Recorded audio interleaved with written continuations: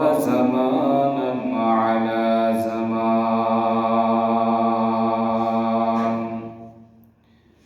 كما فضل مكانا على مكان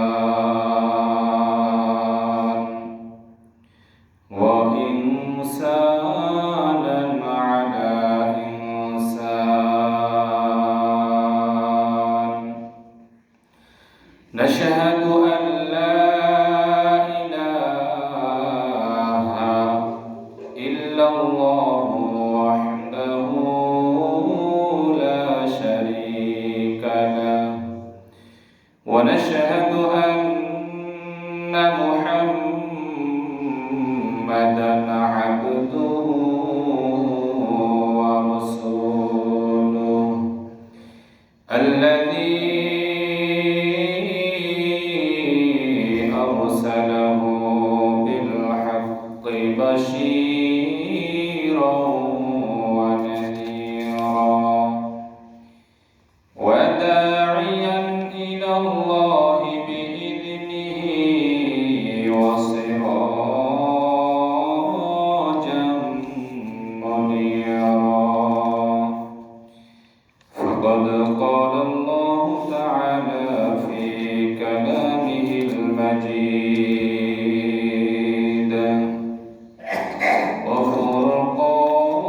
وفرقان الحميد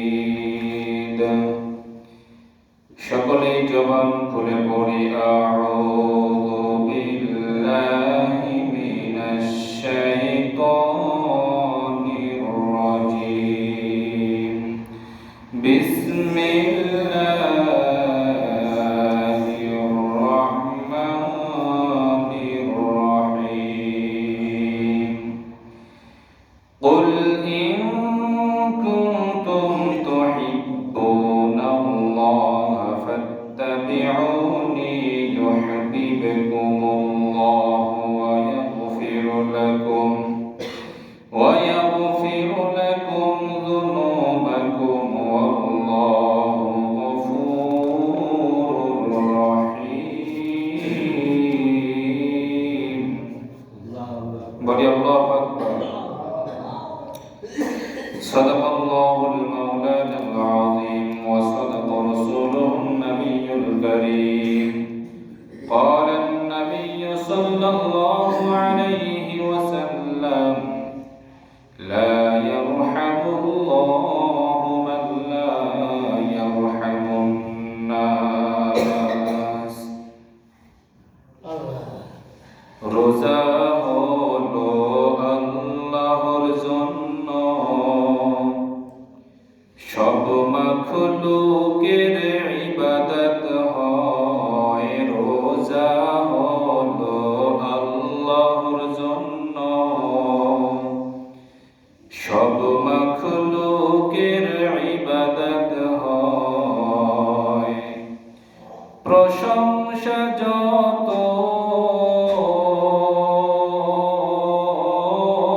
বেশি করবে নিয়ামত ততই বৃদ্ধি পায় কবরের কথা স্মরণ করো বাহাদুরি করিও না কবরের কথা স্মরণ করো বাহাদুরি করিও না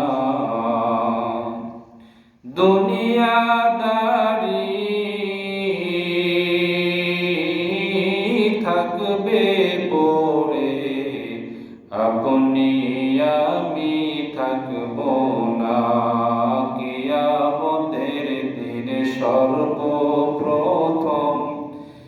কিয়ামতের দিন সর্বপ্রথম নামাজের হিসাব হবে নামাজ হলো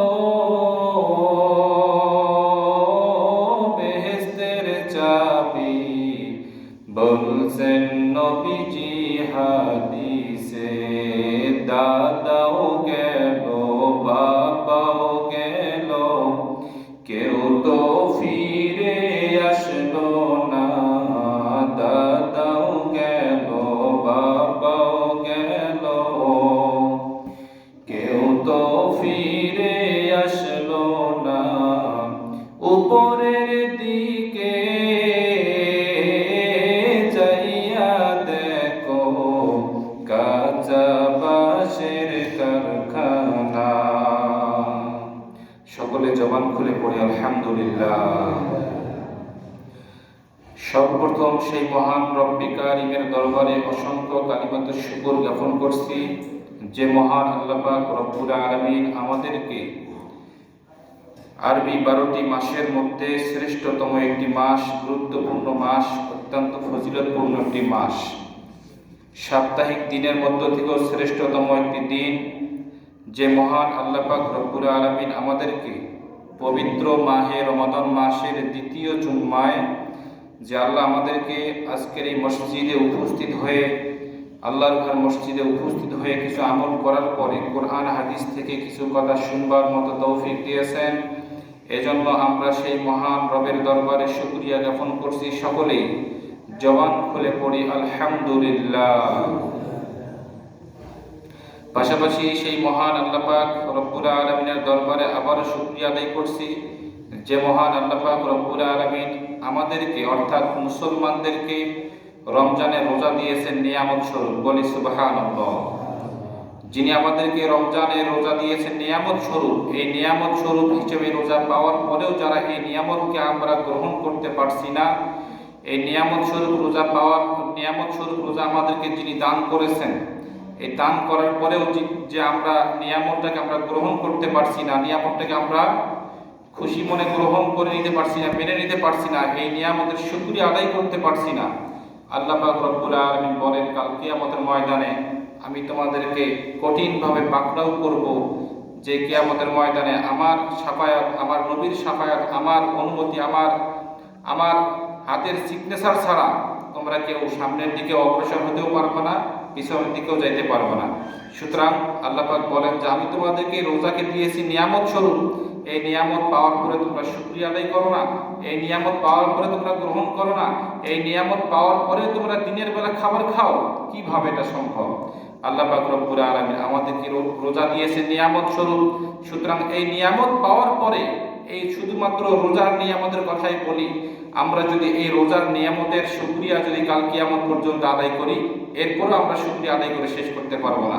অথচ আল্লাহ আমাদেরকে এই রোজার থেকে আমাদের শরীরের মধ্যে যে সমস্ত অঙ্গ প্রত্যঙ্গ দান করেছেন, 2টি হাত দিয়েছেন, 2টি চক্ষু দিয়েছেন, শরীরের এরকম অসংখ্য এরকম কলকবজা দিয়েছেন, যেগুলোর নিয়ামতের শুকরিয়া আদায় করেও শেষ করতে পারবো না। শুধু হাতের কথা বলে যে শাহাদত আঙ্গুল যে আল্লাহ আমাদেরকে দান করেছেন, এই শাহাদত আঙ্গুলের শুকরিয়া আমরা কিয়ামত পর্যন্ত আদায় করে শেষ করতে পারবো না। সুতরাং এই নিয়ামত, রোজা আমাদেরকে নিয়ামত হিসেবে দিয়েছে, এটা তো শুকরিয়া আদায় করে শেষ করতে পারবোই না। আবার পাশাপাশি আমরা রমজানের রোজাগুলো আমরা সঠিকভাবে অনেকে আদায় করি না, এই নিয়ামত পাওয়ার পরে শুকরিয়া আদায় করে না। পাশাপাশি আবার আমরা রোজার মধ্যে ত্রুটি রাখতেছি, রোজার মধ্যে কি রাখতেছি? ত্রুটি রাখতেছি। অথচ আল্লাহ পাক রব্বুল আলামিন বলেন আস-সাওমু লি, রোজা হচ্ছে আল্লাহ পাক রব্বুল আলামিনের জন্য। আল্লাহ বলেন যে রোজা আমার জন্য। সুতরাং এই রোজার পুরস্কার আল্লাহ পাক রব্বুল আলামিন নিজ হাত দিয়ে বান্দাদেরকে দিবেন। বলি সুবহানাল্লাহ। এবং অন্যান্য বর্ণনার মধ্যে এসেছে রোজার পুরস্কার আমি আল্লাহ রব্বুল আলামিন আমার বান্দা বান্দীদের জন্য, রোজার পুরস্কার আমি আল্লাহ নিজেই। বলি আল্লাহু আকবার। তাহলে রোজার পুরস্কার যদি আল্লাহ পাক নিজেই হয়ে যায়, তাহলে এর থেকে বড় পুরস্কার আর পৃথিবীর জমিনে কোনোটাই হতে পারে না। এক বর্ণনায় এসেছে রোজা আমার জন্য, রোজার পুরস্কার আল্লাহ পাক নিজ হাত দিয়ে বান্দাদেরকে দেবেন। আরেক বর্ণনায় এসেছে রোজা আমার জন্য এবং এই রোজার পুরস্কার আমি আল্লাহ নিজেই। এর থেকে বড় পুরস্কার এই দুনিয়ার জমিনে আর কিচ্ছু হতে পারে না। সুতরাং রমজান মাস আল্লাহ পাকের দেওয়া একটি রহমত, মাগফিরাত, নাজাত।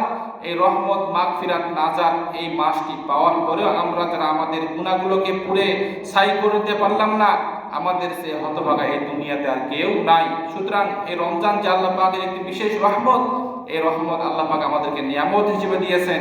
গত বছর গত রমাদানের মধ্যে আমাদের মধ্যে অনেকে উপস্থিত ছিল, আজ অনেকে আমাদের মাঝে উপস্থিত নাই, কিন্তু আল্লাহ পাক তাদের রিজিকের মধ্যে এই মানে এই রমাদান নামক রিজিকটা রাখে নাই, এজন্যই তারা আজ এই রমাদানের মধ্যে উপস্থিত হতে পারে নাই। সুতরাং রমাদান একটি মাস, রহমত, মাগফিরাত, নাজাতের মাস। যদি কোনো ব্যক্তি ইচ্ছাকৃতভাবে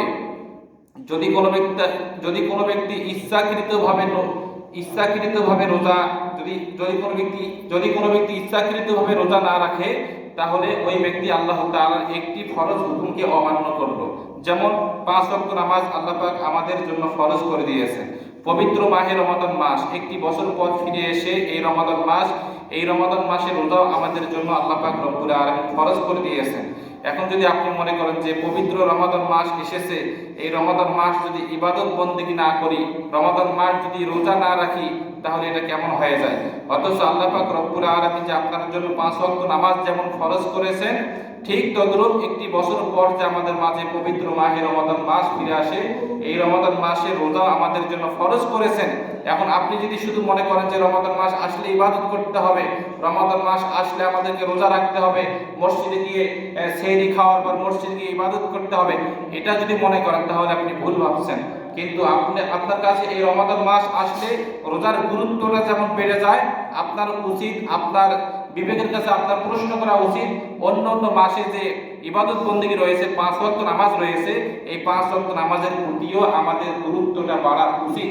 কিন্তু আমাদের 5 ওয়াক্ত নামাজ, 5 ওয়াক্ত ফরজ নামাজের প্রতি আমাদের গুরুত্ব খুবই কম।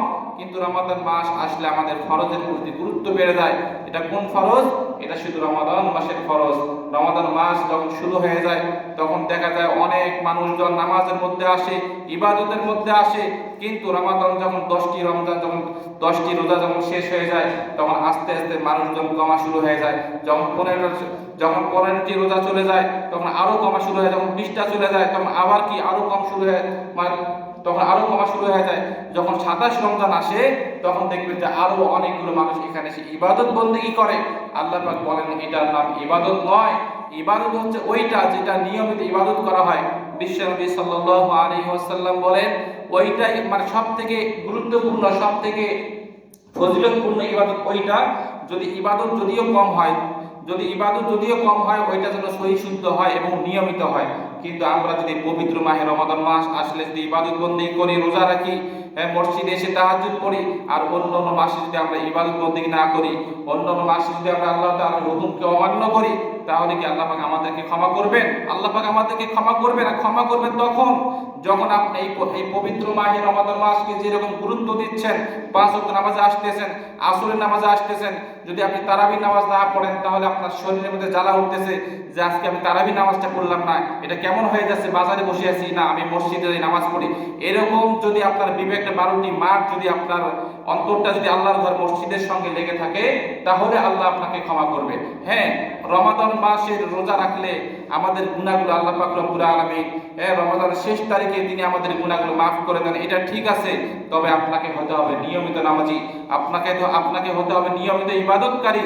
কিন্তু আমরা যদি নিয়মিত ইবাদতকারী না হই, নিয়মিত ইবাদতকারী না হয়েও যদি আল্লাহ তাআলার কাছে আমরা ক্ষমা আশা করি, হ্যাঁ আমরা সকলেই ক্ষমা আশা করতে পারি। কেননা তিনি বলেছেন লা তাকনাতু মির রাহমাতিল্লাহ, তোমরা আমার রহমত হতে নিরাশ হয়ো না। এজন্য আমরা আল্লাহ তাআলার কাছে ক্ষমা প্রার্থী। তবে ক্ষমা প্রার্থী হতে হবে তখন যখন আমরা নিয়মিত মসজিদে আসবো। আল্লাহ পাক আমাদের সকলকে শুধু রমাদান নয়, প্রতিটি মাসে প্রতিটি সময়ে আল্লাহ তাআলার হুকুম মেনে মসজিদে এসে 5 ওয়াক্ত নামাজ জামাতের সহিত আদায় করার তৌফিক দান করুন সকলে, বলি আমিন।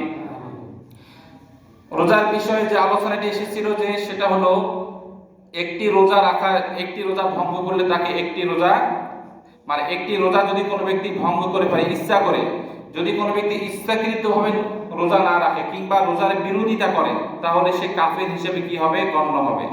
আর একটি রোজা যদি কোনো ব্যক্তি ইচ্ছাকৃতভাবে একটি রোজা না রাখে, তাহলে তাকে একটি রোজা না রাখার কারণে 60টি রোজা রাখতে হবে। এটা আমরা সকলে কম বেশি জানি। তবে একটি রোজা যদি আমরা না রাখি, আমাদেরকে 60টি রোজা রাখতে হবে। এই 60টি রোজার প্রতি লক্ষ্য রেখে আমাদের এই রোজাগুলো ভঙ্গ করা উচিত। কিন্তু আসলে রোজা তো ভঙ্গ করা উচিত না, কিন্তু রোজা যখন ভঙ্গ করব তখন আমাদের সকলের উচিত চিন্তা ফিকির করা উচিত যে আমি যে আজকে একটি রোজা ভাঙতেছি, এই একটি রোজা ভঙ্গ করার কারণে আমাকে 60টি রোজা আদায় করতেই হবে। যদি 60টা রোজা আদায় করতে চাই, 58টা রোজা রাখার পর 59টা যখন করবো তখন আবার যদি ভেঙে ফেলি, আবার আমাকে পুনরায় 60টি রোজা আদায় করতে হবে। তাহলে এটা আপনার বিবেকের কাছে আপনি যদি অন্তরের অন্তঃস্থল থেকে প্রশ্ন করেন যে আমি যদি রোজা না রাখি তাহলে আমাকে কে কি করবে? হ্যাঁ, দুনিয়াতে আপনাকে কেউ কিছু করতে পারবে না, আপনার স্ত্রী সন্তান আপনাকে কিচ্ছু বলতে পারবে না। যদিও বা বলতে পারে যে বাবা আজকে আপনি রোজা ভেঙেছেন, মা আজকে আপনি রোজা ভেঙেছেন, এতটুকুই বলতে পারবে। কিন্তু এটার জন্য কঠিন শাস্তি কাল কিয়ামতের ময়দানে আল্লাহ তাআলা আমাদেরকে দেবেন, যে ব্যক্তি রোজা ইচ্ছাকৃতভাবে রোজা ভঙ্গ করবে। তবে হ্যাঁ, অসুস্থতার কারণে যদি কোনো ব্যক্তি রোজা না রাখতে পারে তাহলে তার জন্য বাকি 11টি মাস আমাদের জন্য সুযোগ করে দিয়েছেন। যেমন মেয়েদের প্রতি মাসে যেটা সমস্যা হয়, এই সমস্যার কারণে অনেক সময় মা বোনেরা রোজা রাখতে পারে না, তাদের জন্য বাকি 11টি মাস রোজা রাখার সুবর্ণ সুযোগ রয়েছে। এই সুযোগটা আমাদের জন্য রয়েছে। একান্ত বিশেষ অসুস্থ, হ্যাঁ, আপনার ঔষধ না খেলে আপনার মানে শরীরের ক্ষতি হয়ে যাবে। ঔষধ না খেলে আপনি অসুস্থ হয়ে আপনি পড়ে থাকবেন। আপনি যদি পড়ে থাকেন তাহলে আপনার পরিবার চলবে কিভাবে? এরকম সব দিক দিয়ে চিন্তা ফিকির করে তবে রোজা ভঙ্গ না করাই ভালো, রোজা কাজা না করাই ভালো। যদি ঔষধ না খেলে যদি আপনার ত্রুটি হয়ে যায় তাহলে সেই ক্ষেত্রে আপনি রোজা না রাখতে পারেন, এবং এই কাজাগুলি পরবর্তীতে বাকি 11টি মাসের মধ্যে এগুলো অবশ্যই আদায় করতে হবে। যেমন গত শাবান মাসের মধ্যে বলা হয়েছিল, যদি কোনো ব্যক্তি রোজা কাজা হয়ে যায়, যদি কোনো ব্যক্তি রোজা কাজা থাকে 5টা, 8টা, 10টা, তাহলে এই রমাদান আসার পূর্বে এগুলো কাজা আদায় করতে হবে। এটা হচ্ছে গত মাসে বলা হয়েছিল। সুতরাং আমাদের যাদের রোজা কাজা হয়ে গেছে, এই রোজা কাজা হওয়ার জন্য সঙ্গে সঙ্গে আল্লাহ পাকের কাছে আমাদেরকে মনোযোগ সহকারে তওবা করতে হবে, এবং আল্লাহ তাআলার কাছে আমি কি কারণে আজকে রোজা ভাঙলাম, আমি কি কারণে রোজা ভেঙেছি, এটা আল্লাহর কাছে বলতে হবে, এবং আল্লাহ তাআলার কাছে আমাদেরকে ক্ষমা চাইতে হবে। আল্লাহ, আমি কি কারণে রোজা ভেঙেছি এটা আপনি ভালো করে জানেন, আল্লাহ আমাকে মাফ করে দেন। সঙ্গে সঙ্গে খাঁটি তওবা করতে হবে, এবং রোজা রাখতে হলে বিশেষ কিছু কর্তব্য, কিছু কর্মসূচি রয়েছে। রোজা রাখতে হলে কিছু কর্মসূচি রয়েছে, যেমন দিনের বেলা কোনো কিছু খাবার খাওয়া যাবে না। এখন রোজা রেখে আপনি যদি দিনের বেলা শুকনা খাবার খান তাহলে কি আপনার রোজা হবে? কখনোই রোজা হবে না। এখন যদি মনে করেন যে হুজুর বিড়িতে শুকনা খাবার, এগুলো কি খাওয়া যাবে? জি না, এগুলো খেলে আমাদের কখনো রোজা হবে না। এরপরে বলা হয়েছে যে রোজা রেখে দিনের বেলা কখনো স্ত্রী সহবাস করা যাবে না। যদি কোনো ব্যক্তি রোজা রেখে স্ত্রী সহবাস করেন, স্ত্রীর সঙ্গে মেলামেশা করেন, তাহলে আপনার রোজা থাকবে না, আপনার রোজা কি হয়ে যাবে? ভঙ্গ হয়ে যাবে। আর একটি রোজা ভঙ্গ করার জন্য আমাদেরকে কয়টা রোজা রাখতে হবে? 60টি রোজা রাখতে হবে। এই জন্য এগুলো থেকে আমরা প্রত্যেকে দূরে থাকবো। বিশ্বনবী সাল্লাল্লাহু আলাইহি ওয়াসাল্লামের জামানায় একজন সাহাবী এসে বিশ্বনবী সাল্লাল্লাহু আলাইহি ওয়াসাল্লামের জামানায় একজন সাহাবী এসে নবী করিম সাল্লাল্লাহু আলাইহি ওয়াসাল্লামকে জিজ্ঞাসা করলেন, হালাকতু ইয়া রাসূলুল্লাহ, আমি শেষ হয়ে গিয়েছি, আমি খুবই টেনশনের মধ্যে পড়েছি, আমি টেনশনের মধ্যে আছি, আপনি আমাকে টেনশন মুক্ত করে দেন। আমি খুবই সমস্যার মধ্যে আছি, আপনি আমার সমস্যাকে দূর করে দেন। বিশ্বনবী সাল্লাল্লাহু আলাইহি ওয়াসাল্লাম সাহাবায়ে কেরামকে বললেন, ও আমার সাহাবা, তুমি কি সমস্যার মধ্যে পড়েছো এটা আমার কাছে বলো। তুমি কি সমস্যার মধ্যে আছো, তুমি কি টেনশনের মধ্যে আছো, এটা আমার কাছে শেয়ার করো। সঙ্গে সঙ্গে বিশ্বনবী সাল্লাল্লাহু আলাইহি ওয়াসাল্লামের কাছে সাহাবায়ে কেরাম, সেই সাহাবা বললেন যে ইয়া রাসূলুল্লাহ, আমি রমজান মাসে রোজা রাখার পরেও দিনের বেলা স্ত্রী সহবাস করে ফেলেছি, এখন আমার করণীয় কি? এই ক্ষেত্রে কি আমার রোজা হবে? বিশ্বনবী সাল্লাল্লাহু আলাইহি ওয়াসাল্লাম বলেন, জি না, তুমি যদি রমাদান মাসে রোজা রাখার পরে যদি তোমার স্ত্রীর সঙ্গে সহবাস করো, স্ত্রীর সঙ্গে মেলামেশা করার কারণে তোমার রোজাটা ভেঙে গেছে, এজন্যই তো আমি আপনার কাছে এসেছি একটি সমাধান নেওয়ার জন্য, একটি সমাধান দেন, আমি এখন কি করতে পারি? বিশ্বনবী সাল্লাল্লাহু আলাইহি ওয়াসাল্লাম বলেন, তুমি যেহেতু পবিত্র মাহে রমাদান মাসে একটু রোজা রাখার পরে তোমার স্ত্রীর সঙ্গে তুমি সহবাস করেছো, এই জন্য তোমাকে একটি রোজা, তুমি আল্লাহ তাআলার একটি হুকুম অমান্য করেছো, তুমি সঙ্গে সঙ্গে তুমি খাঁটি তওবা করে আল্লাহ তাআলার কাছে মাফ চাও, এবং সঙ্গে সঙ্গে খাঁটি তওবা করে মাফ চাও, এবং যে আজকে যে ভুলটি করেছো এই ভুলের কারণে আল্লাহ তাআলার কাছে ক্ষমা চাও, এবং যে মহান আল্লাহ পাক রব্বুল আলামিন তোমার উপরে যে রোজা ফরজ করেছেন, এই ফরজ রোজা কাজা করার জন্য যে তোমাকে 3টা শর্ত দিব, এই 3টা শর্ত যদি মানতে পারো তাহলে আল্লাহ পাক রব্বুল আলামিন হয়তো তোমাকে ক্ষমা করতে পারে। সঙ্গে সঙ্গে বিশ্বনবী সাল্লাল্লাহু আলাইহি ওয়াসাল্লাম সঙ্গে সাহাবায়ে কেরাম বিশ্বনবীকে বলেন, ইয়া রাসূলুল্লাহ, এই 3টি শর্ত আমাকে বলেন, তাহলে আমি যেন এই গুনাহগুলো থেকে দূরে থাকতে পারি। তাহলে দেখুন, আপনি একটা বিষয় চিন্তা করেন, সাহাবায়ে কেরামদের কি আদর্শ ছিল। একটি ভুল করার কারণে বিশ্বনবী সাল্লাল্লাহু আলাইহি ওয়াসাল্লামের কাছে সঙ্গে সঙ্গে দৌড়ে গিয়ে পরামর্শ নিচ্ছেন যে আমি আল্লাহ তাআলার একটি ফরজ হুকুম অমান্য করেছি। এই কারণে বিশ্বনবী সাল্লাল্লাহু আলাইহি ওয়াসাল্লামের কাছে গিয়ে কি নিচ্ছেন, পরামর্শ নিতেছেন। আর আজকে আমরা যদি ভুল করি, আজকে আমরা যদি একটি রোজা ভঙ্গ করার কারণে আমরা কোনো আলেমের কাছে যাই না, কোনো ওস্তাদের কাছে আমরা যাই না, যাওয়ার পরে বলি না যে হুজুর আমি একটি রোজা ভঙ্গ করেছি, আমার করণীয় কি, আমার কি অবস্থা হবে, আমি এখন এই গুনাহ থেকে বাঁচতে পারি কিভাবে, এরকম ভাবে আমরা পরামর্শ গ্রহণ করি না। তাহলে সাহাবায়ে কেরামদের আদর্শ আমাদের মধ্যে নাই। সাহাবায়ে কেরামদের আদর্শ ছিল কোনো ভুল করলে বিশ্বনবী সাল্লাল্লাহু আলাইহি ওয়াসাল্লামের কাছে গিয়ে কি করতেন, এটা পরামর্শ নিতেন কি করলে কি হবে। সুতরাং বিশ্বনবী সাল্লাল্লাহু আলাইহি ওয়াসাল্লাম বলেন, যেহেতু তুমি একটি রোজা কাজা করেছো, তাহলে তুমি একটি গোলাম আজাদ করে দাও। সঙ্গে সঙ্গে সাহাবী বললেন যে আমার তো সেই সক্ষমতা নাই, আমি গোলাম আজাদ করে দিতে পারবো না। বিশ্বনবী সাল্লাল্লাহু আলাইহি ওয়াসাল্লাম বলেন তাহলে কি করবে। সাহাবায়ে কেরাম বললেন যে আপনি বলে দেন কি করতে পারি। বিশ্বনবী সাল্লাল্লাহু আলাইহি ওয়াসাল্লাম বলেন তাহলে তুমি একটি রোজা, তুমি আল্লাহ তাআলা একটি হুকুম অমান্য করেছো, একটি হুকুম অমান্য করার কারণে তোমাকে 60টি রোজা রাখতে হবে। সাহাবী বললেন ইয়া রাসূলুল্লাহ আমি তো বড় দুর্বল, আমি 60টি রোজা রাখবো কিভাবে, আমি বড় দুর্বল হয়ে গেছি, আমার পক্ষে 60টি রোজা রাখা সম্ভব নয়। বিশ্বনবী বলেন তাহলে কি করবা। সাহাবায়ে কেরাম বললেন ইয়া রাসূলুল্লাহ আপনি বলে দেন। বিশ্বনবী সাল্লাল্লাহু আলাইহি ওয়াসাল্লাম বলেন তুমি যদি এই 60টি রোজাও যদি রাখতে না পারো, তাহলে তুমি 60 দিন অর্থাৎ 2 বেলা গরিব মিসকিনকে পেট ভরে খাবার খাওয়াও, যদি খাবার খাওয়াইতে পারো তাহলে তোমার একটি রোজা কাফারা স্বরূপ আদায় হয়ে যাবে। অর্থাৎ তোমার একটি রোজা ভঙ্গ করার কারণে যে ক্ষতি হয়ে গেছে এই ক্ষতিটা তোমার পূর্ণ হয়ে যাবে। বিশ্বনবী সাল্লাল্লাহু আলাইহি ওয়াসাল্লামকে সাহাবায়ে কেরাম বলেন ইয়া রাসূলুল্লাহ আমি গরিব মিসকিনকে কিভাবে খাওয়াবো, আমি নিজেই তো গরিব, আমি আবার কিভাবে খাওয়াবো। এই কথা বলতে বলতে বিশ্বনবী সাল্লাল্লাহু আলাইহি ওয়াসাল্লাম সাহাবায়ে কেরামকে বলেন তুমি একটু সাইডে বসো। সাইডে বসার কিছুক্ষণ পর নবী করিম সাল্লাল্লাহু আলাইহি ওয়াসাল্লামের দরবারে এক ঝুড়ি খেজুর হাদিয়া এসেছে। পবিত্র মাহে রমাদান মাসে এক ঝুড়ি খেজুর হাদিয়া আসার পরে বিশ্বনবী সাল্লাল্লাহু আলাইহি ওয়াসাল্লাম ওই সাহাবীকে খুঁজতে লাগলেন। বিশ্বনবী সাল্লাল্লাহু আলাইহি ওয়াসাল্লাম বলেন ওই সাহাবীটা কোথায়, একটু আগে যে সমস্যায় পড়ে আমার কাছে পরামর্শ নেওয়ার জন্য এসেছে। সঙ্গে সঙ্গে ওই সাহাবীকে ডেকে নিয়ে এসে বিশ্বনবীর সামনে হাজির করালেন। বিশ্বনবী সাল্লাল্লাহু আলাইহি ওয়াসাল্লাম বলেন ও আমার সাহাবা তোমাকে আমি কয়েকটা কথা বলেছিলাম তুমি একটাও মানতে পারতেছো না, এটা আমার কাছে কিছু খেজুর হাদিয়া এসেছে, এই খেজুরগুলো তুমি মদিনার মধ্যে যারা গরিব মিসকিন আছে এদের মাঝে তুমি বিলি-বন্টন করে দাও, হয়তোবা এর ওসিলায় আল্লাহ তোমাকে মাফ করতে পারে। বিশ্বনবী সাল্লাল্লাহু আলাইহি ওয়াসাল্লামকে বলেন ইয়া রাসূলুল্লাহ এই মদিনার মধ্যে আমার থেকে গরিব সাহাবী আর কেউ নাই। বলি সুবহানাল্লাহ।